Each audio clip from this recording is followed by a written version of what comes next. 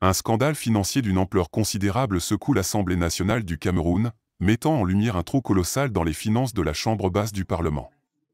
Un rapport préliminaire établi par les questeurs a révélé un déficit de près de 3 milliards de francs CFA, soit 948 689 994 francs CFA pour l'exercice 2022 et 1 771 607 francs CFA pour l'exercice 2023 à la date du 31 mai.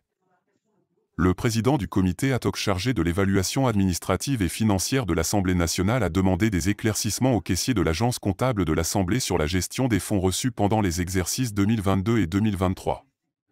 Le député Théophile Baoro, président du comité ad hoc, s'appuie sur les documents comptables fournis par le caissier pour étayer ses allégations. Les calculs des questeurs révèlent un solde théorique de 948 689 994 francs CFA pour l'exercice 2022, obtenu à partir des données du livre-journal enregistrant tous les paiements en espèces, les titres partiellement payés, les titres payés non enregistrés et les bons. De même, un solde théorique de 1 771 607 francs CFA a été obtenu le 31 mai 2023 pour l'exercice en cours.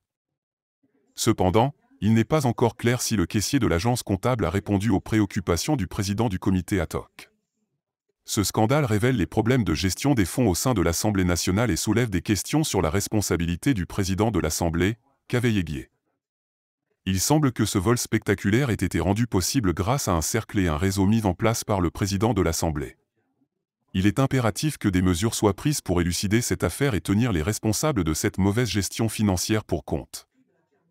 La transparence et la responsabilité sont des principes fondamentaux de toute institution démocratique. Les citoyens camerounais ont le droit de savoir comment leurs impôts sont utilisés et si les fonds publics sont gérés de manière adéquate. Il est essentiel que les autorités compétentes enquêtent sur cette affaire et prennent les mesures nécessaires pour rétablir la confiance du public dans l'Assemblée nationale. N'oubliez pas de vous abonner et surtout de cliquer sur la cloche de notification. Likez la vidéo si ce n'est pas déjà fait. Laissez aussi votre point de vue en commentaire.